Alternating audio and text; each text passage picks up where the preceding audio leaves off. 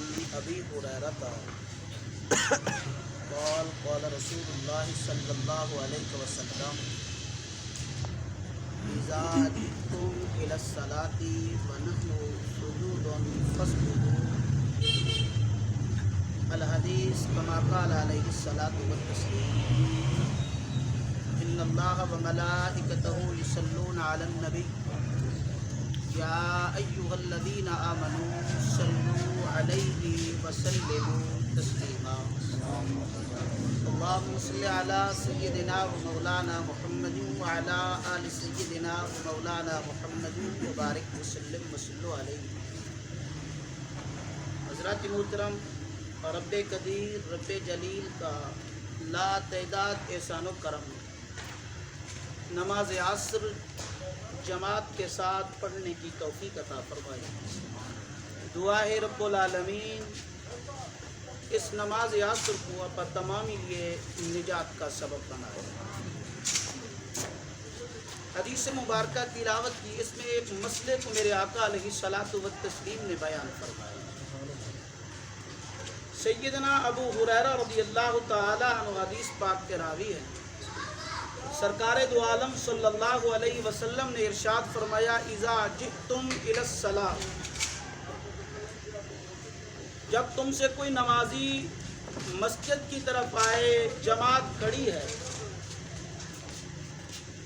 جس حالت میں امام اور نماز کو پائے میرے آقا علیہ الصلاۃ والتسلیم نے فرمایا وہ نماز میں شامل ہو جائے.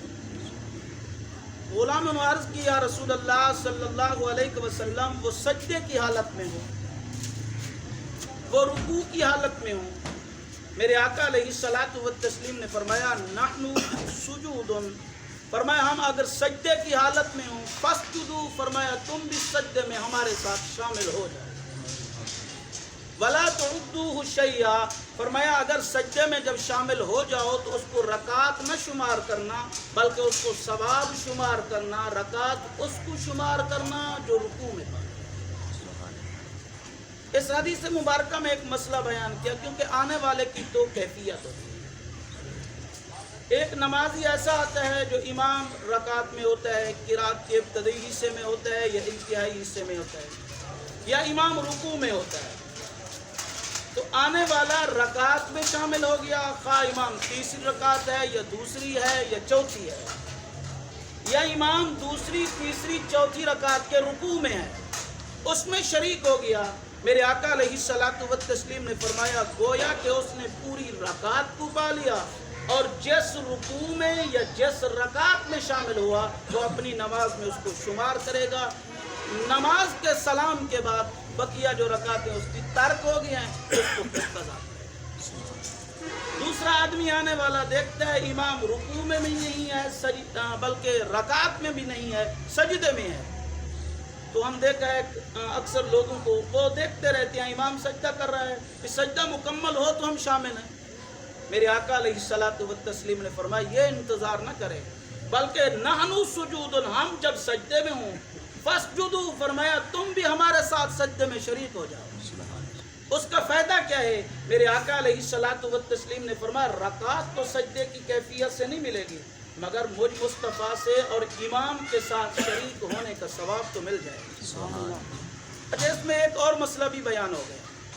میرے آقا علیہ الصلاۃ والتسلیم نے فرمایا جس آدمی نے رکوع کو پا لیا اس نے رکعت کو پا لیا، جس آدمی نے رکوع کو پا لیا اس نے رکعت کو پا لیا. اگر امام کے پیچھے سورۃ الفاتحہ پڑھنا فرض ہوتا تو میرے آقا علیہ الصلاۃ والتسلیم ارشاد فرماتے جس نے سجدے کو پایا اس نے ثواب تو پایا، رکعت نہ ہوتی. حضور نے فرما دیا، اور حضور فرماتے جس نے رکوع میں امام کو پایا اس کی بھی رکعت نہیں ہو کیونکہ اس نے فاتحہ نہیں پڑھی. نہیں، میرے آقا علیہ الصلاۃ والتسلیم نے 1400 سال پہلے اپنی امت کو یہ مسئلہ بتایا. فرمایا اگر فاتحہ چھوٹ گئی امام کے ساتھ رکوع میں شامل ہو گئے، فرمایا میں مصطفیٰ تمہیں ضمانت دیتا ہوں تمہاری رکعت کامل ہو گئی ہے. اس پر حضور نے مہر لگا. اور اس میں ایک مسئلہ اور بھی ہے، علامہ شامی نے اس کو نقل کیا اور بحر الرائق نے نقل کیا، بلکہ شیخ محقق لمعات التنقیح اور ملا علی قاری مرقات شریف میں نقل کیا. اس میں اور مسئلہ ہے، امام محمد علیہ الرحمہ امام ابو حنیفہ کے شاگرد ہیں اور ایسے بہت جلیل القدر محدث ہیں، وہ فرماتے ہیں آنے والا جمعۃ المبارک کے دن امام کو جمعہ کے رکوع کی حالت میں پا لیا تو فرمایا گویا کہ اس نے جمعہ کی جماعت کا ثواب مل گیا۔ مگر امام ابو حنیفہ اور امام ابو یوسف اس کو شیخین کہتے ہیں، وہ فرماتے ہیں نہیں، اگر رکوع کو پا لیا تو وہ رکعت مل گئی، اگر رکوع کے بعد جمعہ والی نماز میں امام اتحیات میں بیٹھا ہے، اتحیات میں شریک ہو گیا تو اس کو مبارک ہو، اس کو جمعہ کا ثواب مل جائے گا، جماعت جمعہ کا ثواب بھی مل جائے گا۔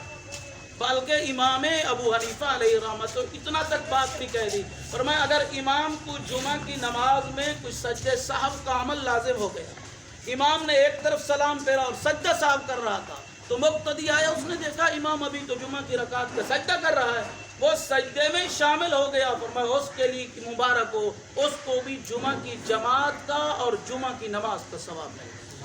اس پر ظہر کے فرض ساقط ہوگی، کیونکہ جو آدمی جمعہ نہیں پڑھے گا تو اس پر ظہر کی نماز تو فرض ہے نا۔ تو امام ابو حنیفہ امام ابو یوسف فرماتے ہیں جس نے امام کو آخری کیفیت میں بھی پا لیا اس کو جمعہ کی نماز مل گئی۔ اور یہ مسئلہ ذہن میں یقینی طور رکھیں، اگر امام سجدے میں ہیں تو انتظار نہیں کرنا، اس کے ساتھ مل جانا۔ امام سجدے سے سر اٹھا رہا ہے، دوسرے سجدے کے لیے جا رہا ہے، پھر بھی نہیں دیکھنا امام سجدہ مکمل کرے، اتحیات میں بیٹھتا ہے یا تیسری رکعت ہے کھڑا ہوتا ہے یا چوتھی رکعت ہے اتحیات بیٹھا تو ہم دیکھتے رہتے ہیں، نہیں، اس سجدے میں شامل ہو جائیں۔ میرے آقا علیہ الصلوۃ والتسلیم کا فرمان مقدس ہے، نحن سجود فاسجدوا شیئا، فرمایا تجھے مبارک ہو ہمارے سجدے کے ساتھ جب تم مل جاؤ گے تمہیں سجدے کا ثواب تو مل جائے گا۔ اور یہی تو وجہ ہے نا، غلام تو دیکھتے تھے حضور کی ادا کو، حضور کے طرز کو، حضور کی سیرت اور صورت کو، اور میرے آقا علیہ الصلوۃ والتسلیم کا فرمان امت کے لیے ایک عظیم راستہ ہے۔ دعا ہے اللہ رب العالمین نماز عصر کی عظمت کے صدقے، درس حدیث کی عظمت کے صدقے صحیح معنی نماز کی توفیق عطا فرمائے۔ اللہ